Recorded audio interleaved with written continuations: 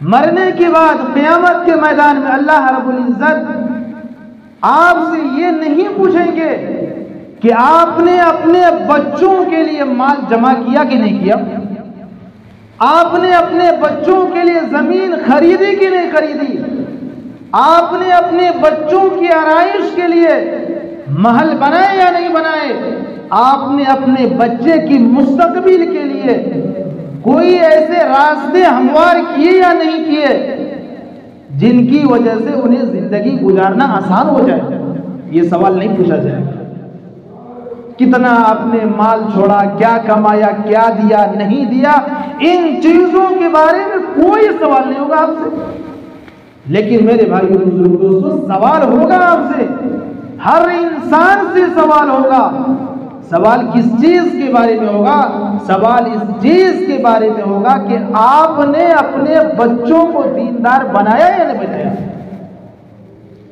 आपने डॉक्टर बना लिया, इंजीनियर बना लिया, प्रोफेसर बना लिया, पायलट बना दिए, बहुत बड़े बड़े चीजें बना दिए। अल्लाह ताला इन चीजों के बारे में नहीं पूछेंगे, लेकिन ये जरूर पूछेंगे कि आपने उनको दीनदार बनाया या नहीं बनाया।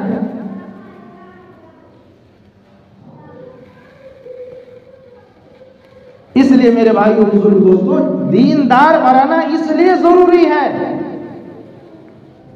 इस्लाम तरक्की से नहीं रोकता है, साइंस से नहीं रोकता है। इस्लाम इस चीज से रोकता है कि आप अपने बच्चों को सिर्फ दुनियावी तालीम दिला दें, लेकिन अल्लाह का तारुफ न करा दें। कि भाई जिसने पैदा किया, जिसने माँ के पेट 9 महीने तक खुराक पहुंचाया, जिस जात ने माँ के पेट में 3 अंधेरियों में आपके शक्ल बनाए, आपके पूरे वजूद को बख्शी, आपने उसका तारुफ नहीं कराया, वो कौन जात है? जिस अल्लाह ने आपको इस दुनिया में भेजा, पैदा किया, आपने उसका तारुफ नहीं कराया, लेकिन इस चीज की तरह तारुफ करा दी, बता दी कि भाई जिंदगी कैसे गुजारना है,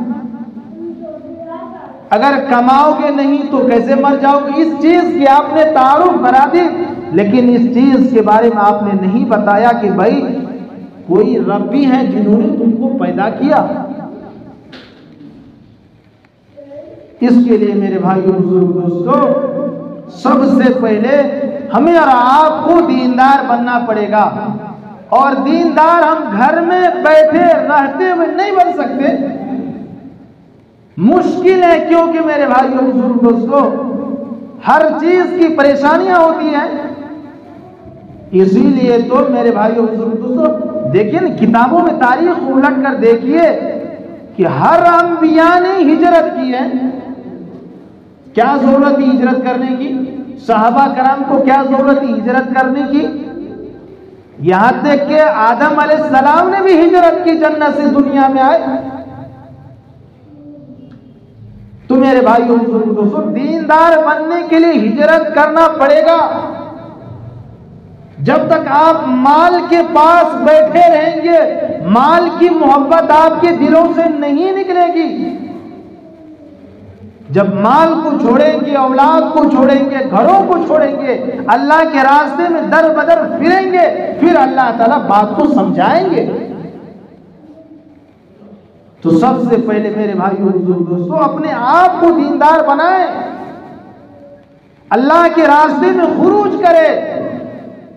ये जिंदगी यूं ही खत्म हो जाएगी, आप हिजरत करें या ना करें। ये माल, ये हमेशा आपके साथ रहने वाला नहीं है। तो सबसे पहले मेरे भाइयों दोस्तों, हमें दीनदार बनना पड़ेगा। उसके बाद अपने औलाद को भी दीनदार बनाना पड़ेगा। तो औलाद कैसे दीनदार बनेंगे? स्कूल में जाकर के, कॉलेज में जाकर के औलाद दीनदार बनेंगे, मदारिस में जाकर के, मकाबिर में जाकर के। ये हमारी जिम्मेदारी। अल्लाह के नबी ने फरमाया कि तुम में से जितने भी हो, हर शख्स जिम्मेदार है, और कयामत के दिन हर शख्स से, हर इंसान से उसकी जिम्मेदारी के बारे में पूछ होगी। आपने एक दुकान से 2 दुकान बना दिया औलाद के लिए, एक घर से 2 घर बना दिया औलाद के लिए, एक कनाल से 2 कनाल जमीन खरीद दिया औलाद के लिए। आपने इतनी आसानियां पैदा कर दी, लेकिन फिर भी आप नहीं बच सकते। बचने की एक ही शर्त है कि आप अपने औलाद को दीनदार बनाएं। अगर मेरे भाइयों दोस्तों इस दौर में अगर हमने अपने औलाद को दीनदार नहीं बनाया तो फिर आपको भी एहसास नहीं होगा कि आपका ईमान सल्ब हो चुका है। आप यूं सोच रहे होंगे, इस वहमो गुमान में मुब्तला होंगे कि हम मुसलमान हैं, हमारा नाम अब्दुल्ला अब्दुल रहमान है, लेकिन हकीकत ये है कि आपकी जिंदगी में कुफ्र जो है दाखिल हो चुकी है। आपके घरों के अंदर, आपके बीवी के अंदर, आपके बच्चों के अंदर देहरियत दाखिल हो चुकी है, लेकिन आप समझ रहे हैं कि हम तो मुसलमान हैं। जैसे मैं मिसाल दे दूं कि हम लोग इनको मामूली सी चीज समझते हैं। अगर कोई इंसान किसी गुनाह को मामूली समझकर करे कि भाई ये छोटी सा गुनाह है, क्या हो जाएगा, कुछ नहीं होगा, तो मामूली गुनाह समझकर करने की वजह से वो मामूली गुनाह उसके लिए गैर मामूली बनकर उसका ईमान को सल्ब कर लेगा।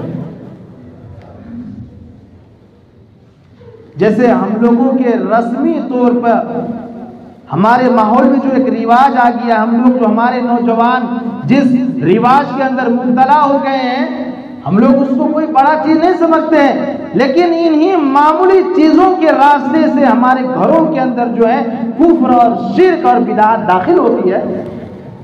जैसे नया साल आने वाला है तो गैर कौम के साथ हमारे मुसलमान बच्चे भी, उम्र दराज बुजुर्ग भी खुशियां मनाते हैं। भाई क्या चीज का खुशी मना रहे हो?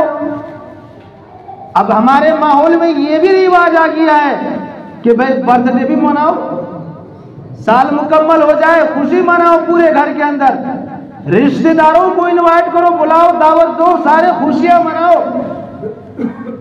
अरे मेरे भाइयों बुजुर्गों दोस्तों, काय का खुशी मना रहे हो? मैं आपको मिसाल दूं, अपने दिमाग को हाजिर रखते हुए सुने इस बात को, फिर बात समझ में आएगी। अगर आपके पास 1 लाख रुपए मौजूद हो, चोरी हो जाए या कोई छीन ले, तो क्या अपने रिश्तेदारों को इनवाइट करेंगे? घर में मिठाइयां तकसीम करेंगे, सबको बुलाएंगे, अपने रिश्तेदारों को, खुशी मनाओ। अरे कहाँ का खुशी? मेरा 50,000 रुपया चोरी हो गया, 1 लाख रुपया जेब में था, 50,000 रुपया चोरी हो गया, खुशी मनाओ। ये काम करेंगे? नहीं करेंगे, क्योंकि आप ये समझते कि अक्लमंद का काम हो ही नहीं सकता है। तो फिर भाई वो भी अक्लमंद का काम नहीं है कि अल्लाह ने आपको अगर 60 साल की जिंदगी दी थी, 30 साल की जिंदगी गुजर गई, फिर भाई काय का खुशी मना रहे हो? अरे आपको तो मातम मनाना चाहिए, आपको तो पूरे दिन रोना चाहिए कि हमारी जिंदगी बर्बाद हो गई।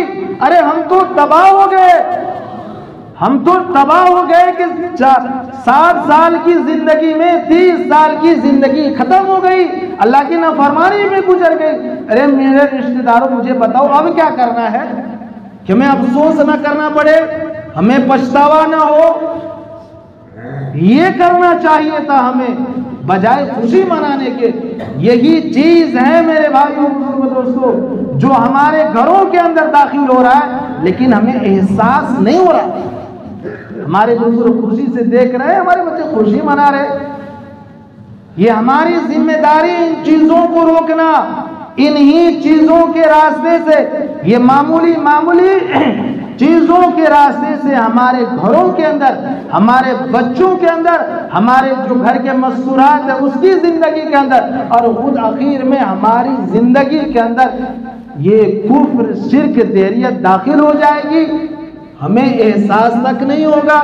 इसलिए मेरे भाइयों बुजुर्ग दोस्तों, मैं आप हजरात से यही कहना चाहता हूँ कि सबसे पहले अपने आप को दीनदार बनाए। उसके लिए एक ही शक्ल है कि हम अल्लाह के रास्ते में खुरूज करें, चारमा लगाएं, चिल्ला लगाएं, और अपने बच्चों को भी दीनदार बनाएं। उसके लिए एक ही शक्ल है कि उनको मदारिस भेजे, मकातिब भेजे। अल्लाह ताला से दुआ है कि अल्लाह ताला हम लोगों को कहने सुनने से ज़्यादा अमल करने की तौफीक अता फरमाए।